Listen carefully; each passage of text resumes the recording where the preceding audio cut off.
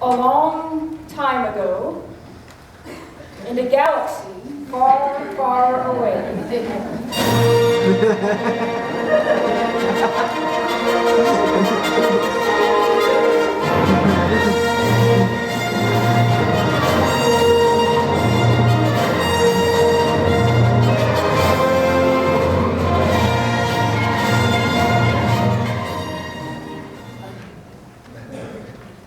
It's probably one of the most iconic movie openings of all times. Every Star Wars movie starts the same way, with those blue words, "a long time ago, in a galaxy far, far away." As they fade into the background, the booming John Williams theme song comes in, and the Star Wars logo retreats back from the screen, and the opening crawl begins. You know, those yellow words, that slanted text. And the new Star Wars, The Force Awakens, well, that opening crawl doesn't disappoint. Luke Skywalker has vanished. In his absence, the sinister First Order has risen from the ashes of the Empire and will not rest until Skywalker, the last Jedi, has been destroyed. So yes, Damon and I saw Star Wars on Christmas Day. And don't worry, I'm not going to spoil anything for you. It was a great movie. I had not even seen the first 6 Star Wars movies. I've seen parts of the first one. So I watched a 9-minute recap of movies 1 through 6 before we went, which I know is blasphemous to those fans out there, but it served its purpose.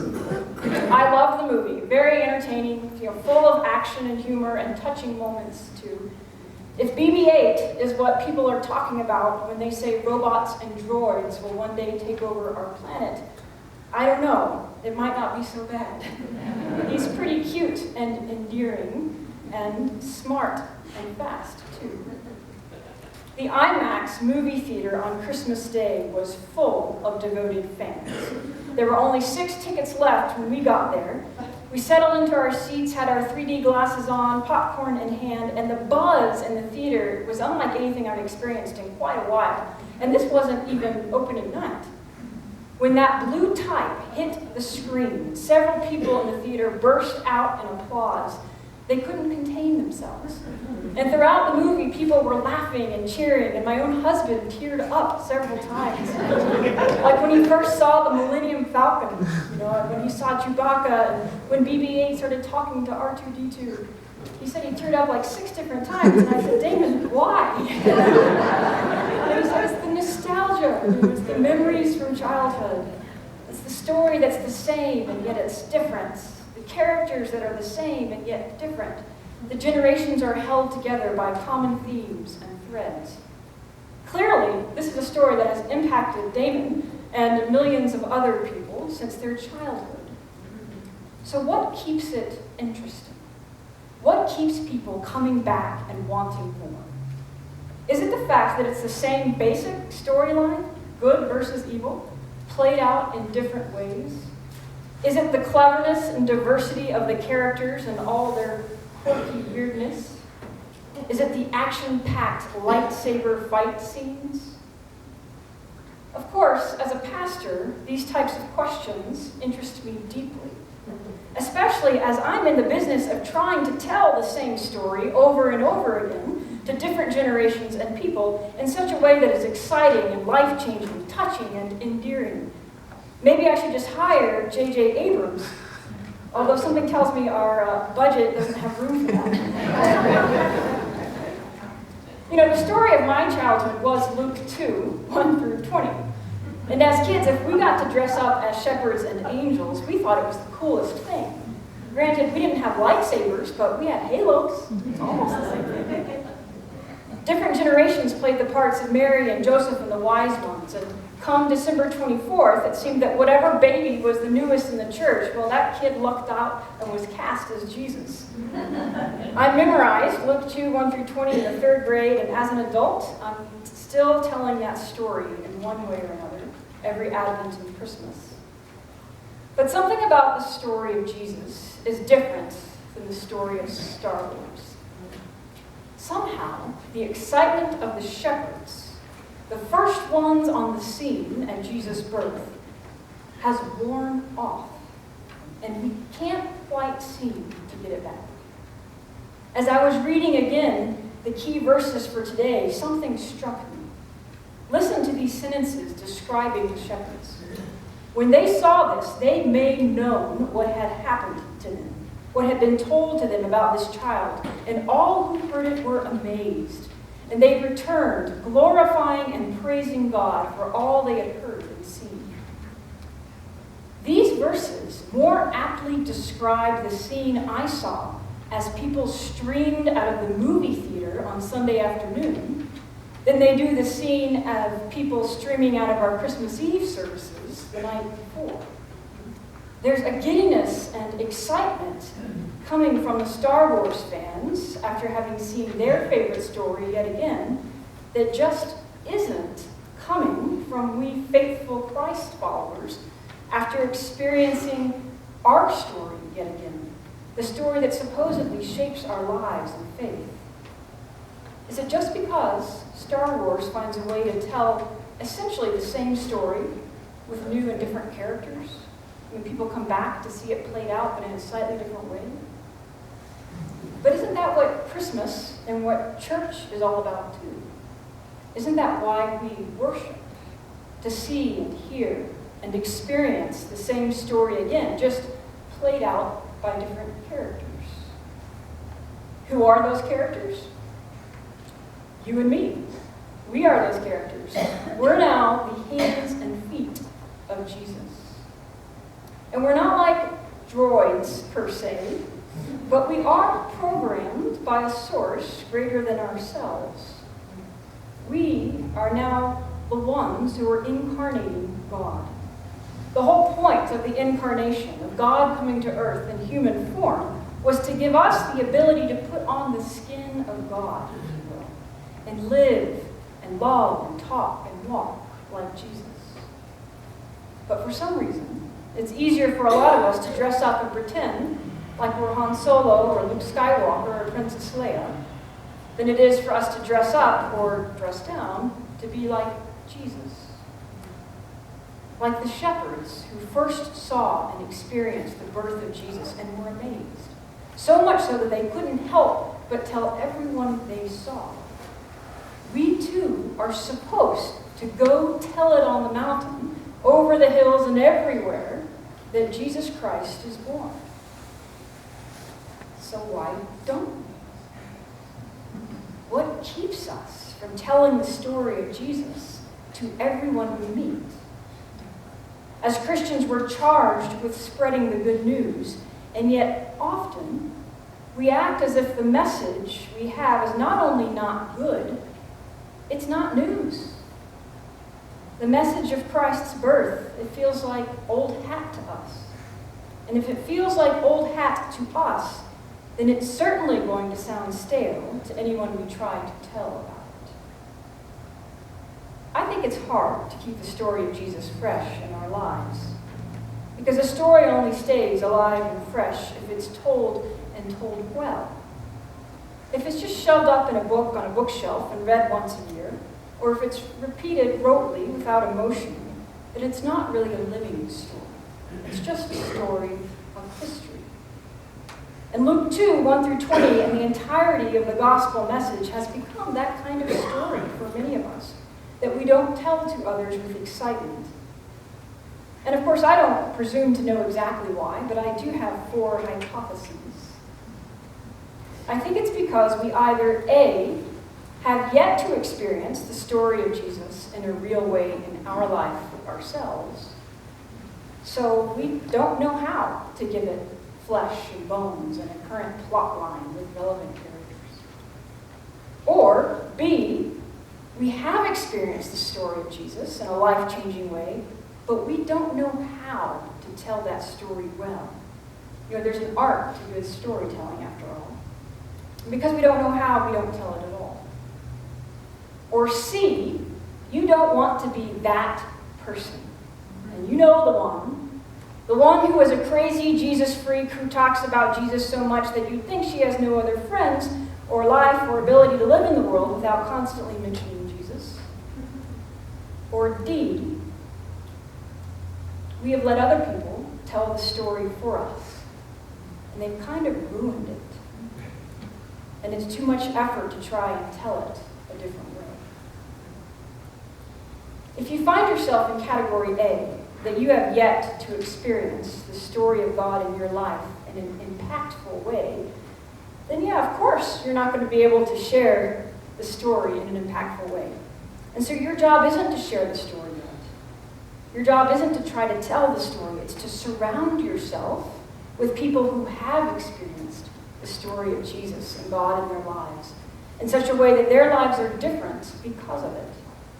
Not because their experience will magically rub off on you. I wish it was that easy. But it will inspire you to keep searching and seeking, to keep praying, to keep learning about how Jesus lived and loved in the world. Having faith and living faithfully are not one and the same. You may have faith, but if you haven't had an experience that really transforms your life, then it might be hard to live faithfully. But often it's when you begin living faithfully in the way of God's love that those experiences begin to come to you. Pastor of Riverside Church in New York City, Amy Butler, told a story last week about the day in her life when God's love actually became real for her, and that she knew that God was alive and at work in the world. She writes, "My first Christmas out of seminary, I was working as the director of a homeless shelter for women in the city of New Orleans. On Christmas Eve morning, all the staff was stretched thinner than ever, and I was called on to come and sit at the front desk, direct folks who were coming through the door, and answer the phone that was ringing off the hook. A few hours in, I was as frazzled as everyone else when a young woman, maybe in her early 30s, came in the front of the mission with two kids who appeared to be ages 8 and 10, a boy and a girl. The family was well-dressed and polite. I thought they were dropping off presents or volunteering in the kitchen, but I was wrong. The young woman came up to me and cried and explained that she and her kids had to leave an abusive situation late the night before. They were new to town, didn't have any friends they could call on. They'd spent the night on a bench at a bus stop. She was trying to get to her sister's house in Mississippi, but her sister was gone for the holiday. She didn't have enough money to get there. And right now, she and the kids needed a place to sleep for Christmas. She said all the other shelters were full. There was no room, and she had tried everything. The phone was still ringing," Amy writes, "and people kept interrupting our conversations as I explained to her that we were in the same situation as all those other shelters. We didn't have any room either. I had to say no," I told her. "I'm very sorry." She begged. "I'll do anything," she said. But I kept saying, "I'm sorry, there's nothing we can do to help." The phone started ringing again, and as I turned away from her to answer the telephone, I saw her go to her children, kneeling in front of them, crying and trying to explain. "Thank you for calling the New Orleans Mission," I answered, distracted as I was watching the woman help her children get their coats back on. The voice on the other end said, "I'm looking for a family." "Excuse me?" I asked. She said, "I know this sounds weird, but just bear with me. I had the most vivid dream last night that there was a family who needed to spend Christmas with me." I didn't know what this woman was talking about, and there was so much crazy swirling around me, I must have said something like, "I'm sorry, I can't help you." But she asked me again to listen. She explained that she was a member of a local church, and she had this dream about a family who needed to stay with her for Christmas. "I've called the whole list of shelters," she said. "You're the last one. I have a big house with a lot of room, and there is a family who needs to come have Christmas with me. I saw them. It's a woman with 2 kids, a boy and a girl, maybe ages 8 and 10. For me," Amy said, "it was a moment where time was suspended, where it felt like the world stopped." "Just a moment, please," I said. I put the woman on hold, and I ran to the door to chase the other woman down who was leaving with her kids. What happened in the end was beautiful. There's no word for it other than beautiful. The woman on the telephone came to pick up the family at the shelter. They celebrated Christmas with her and stayed for 3 days until she could get to her sisters in Mississippi. When I spoke to the woman who called to check in on the situation, I asked her why she would do such a crazy thing. She said she knew it was crazy, but she just felt like she was being invited to show love to someone who needed it, and she just had to respond. I'll never forget that experience, Amy says. In a world full of hatred and violence and hopelessness and pain, the invitation to let love be born in us can surely seem unbelievable, far-fetched, crazy. But when we have the courage to respond, to allow love to be born in us, then we're living in the way of Jesus, offering our very lives to the embodiment of God's love in the world. God became utterly real in that moment for Amy, and I'm sure for that young mother and her 2 kids, too. If you have not yet had this kind of experience of God, church is a good place to surround yourself with people who have all kinds of God stories to tell. And it's a safe place to ask people to tell them to you as well. If you find yourself in category B, that you've experienced God's love in your life, His changing love and grace, but you don't know how to tell that story well, then I think the poet Mary Oliver has great advice. Right? In one of her poems called Sometimes, she says, pay attention, be astonished, and tell about it. Pay attention, be astonished, and tell about it. Pay attention throughout your day to the little things that happen and allow them to surprise you still. You've probably grown so accustomed to God's presence in your life that you may not be astonished by it anymore. Allow God to astonish you. Allow the person who lets you go before them in line be the grace of God that you need that day. And say something. Say thank you. Allow the fact that you woke up this morning without pain to be a miracle of God in the midst of your chronic health situation, and use this day to tell others how good you feel and how grateful to God you are. Allow the text or phone call from a friend who said what you needed to hear to be the voice of God in your life, and pass along that voice to the next person you call or text. Telling the story of how Jesus is born anew in your life this Christmas does not have to be dramatic. In fact, it's probably better if it's not dramatic. More people will listen. Maybe it's as simple as saying to someone who asks you if you're going to watch the Broncos game somewhere, yeah, I am. I'm going to go to my friend's place after church. Do you want to come to church with me, and then we can go grab a bite to eat and then go over to Joe's place to watch the game? Now, this, of course, works best when the game is on Sunday and not Monday night. But even if the person turns you down on your invitation to come to church with you, you've at least mentioned to them that you go to church and that it's an important part of your life. That is telling the story of your faith. And if you're unsure how to tell others about your faith yourself, then that's all the more reason you should bring them to church. Let the quote-unquote professionals, although I don't know how professional we are, but let us do it for you until you work up the guts to get a game plan to figure out how to do it yourself. We are all so excited when people join this church. We say, thanks be to God. And that's because it's wonderful to have new people in our community. But they only come if we ask them. So even if you struggle to talk about your faith out loud, hopefully you're not ashamed to talk about your church out loud. If you find yourself in category C, that you don't want to be that person, and we all know the one, well, I don't blame you. I'll never forget a first date I was on during my eHarmony days. I met the guy who will remain nameless at Pasquini's Pizzeria on Broadway for an early dinner. We were a bit before the crowd, so we had our choice of table, and he asked for a table that seated 4 people.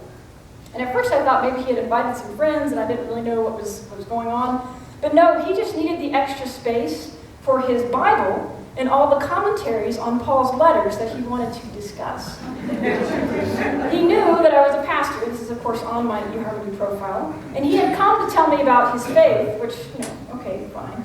But also to witness to me about women in ministry. And honestly, I can be up for that conversation pretty much in any setting. But on a first date? Come on, Paul's letters are not what I want to be talking about. It's it's probably an occupational hazard that it's hard for me to talk about my faith when I'm not wearing my professional pastor hat. Admittedly, when Damon and I get on an airplane this afternoon to go to Dallas, I will be crossing my fingers that no one next to me will ask me what I do. Because then I'll have to decide if I'm going to tell them the truth. And if I tell them the truth about being a pastor, then they'll ask me, what church, denomination, and then I'll have to decide again if I tell the truth. Do I say that I'm a Baptist and go through this whole thing about not that kind of Baptist, a different kind of Baptist? Now, I'm not proud of the fact, and I don't want to make light of this, I'm not proud of the fact that I don't want people asking me about my faith on an airplane. I'm just being honest with you. It's not because I'm ashamed of it, it's just because I finally want to be able to read a novel or watch a movie, precious free time. But I do have friends who are much more faithful about such things. They actually pray to God before they get on a plane, that God will place them next to someone who needs to hear the good news and gospel message. And they'll try to find a way to begin that conversation. They don't push it. They just make themselves available in case the conversation goes that way. Now that's admirable. But there's a fine line when it comes to witnessing, isn't there? We don't want to be the crazy Jesus freak on the street corner, which, by the way, may not be that crazy after all. Just look at John the Baptist. But for fear of not being that crazy person, we say nothing at all, which isn't good either. It's probably even worse.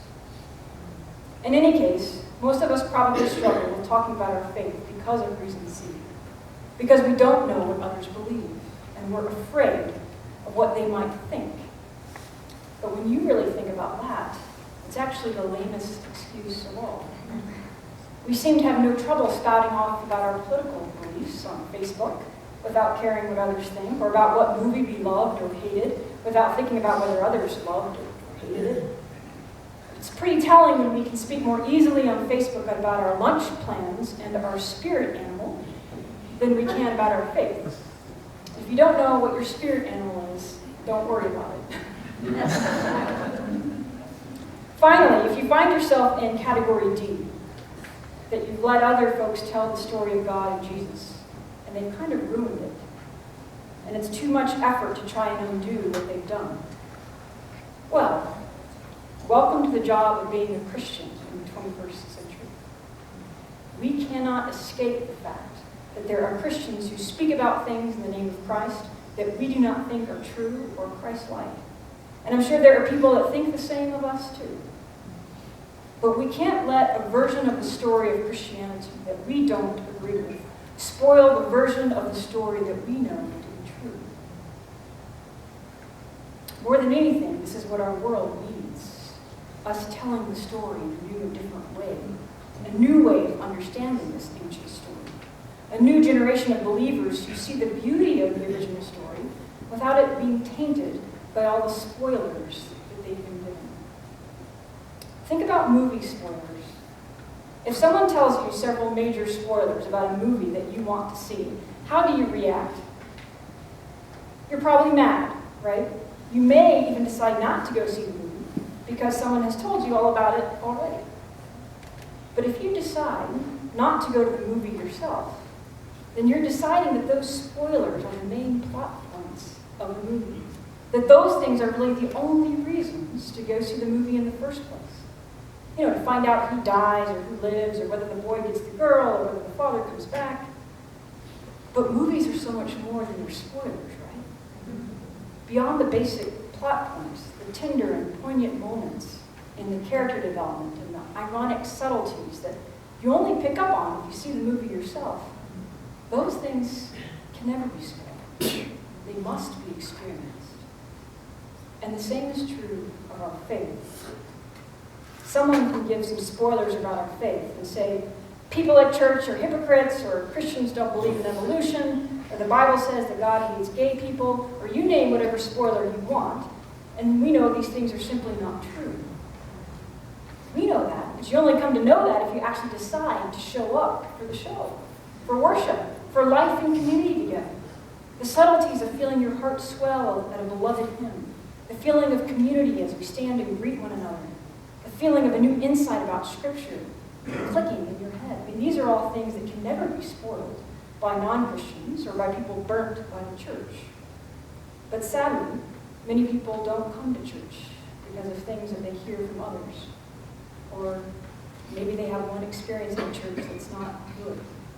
Or maybe just because of stereotypes that they assume they're true. Like it's boring, it's not relevant, it's for people who need a crutch in life.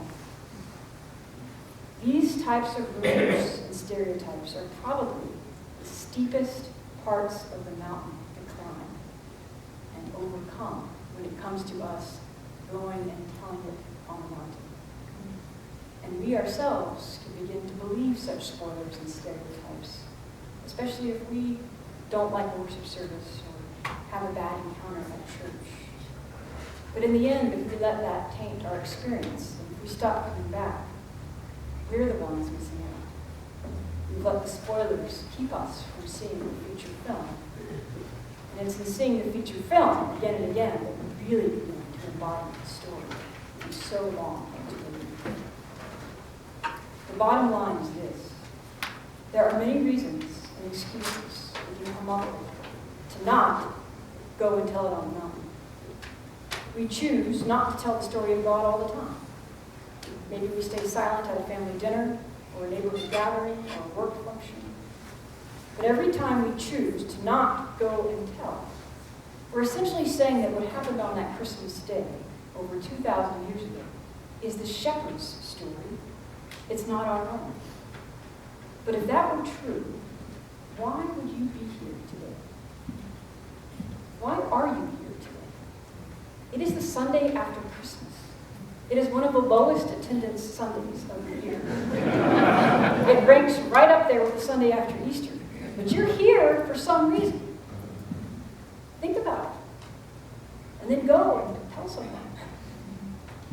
Invite them to go with you to see Star Wars if you have to.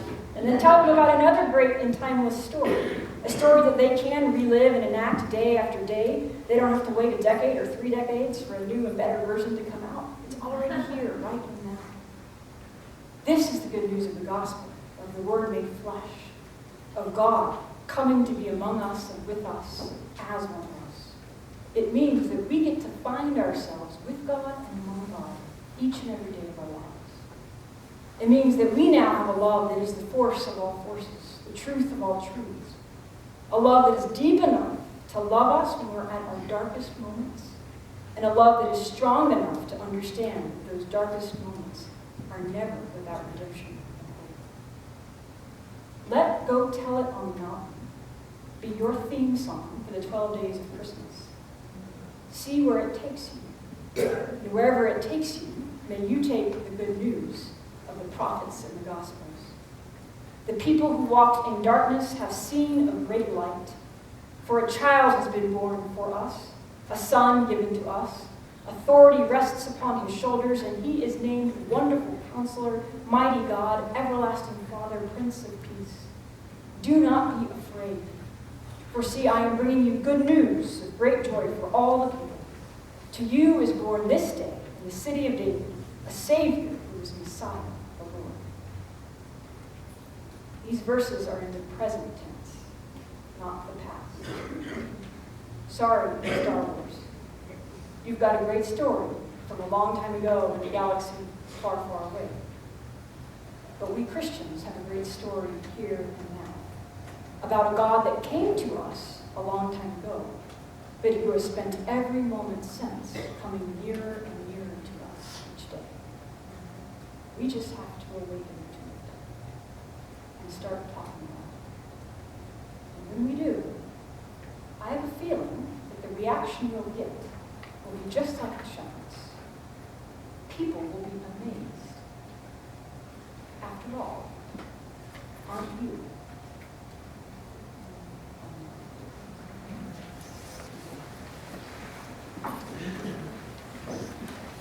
So I get to say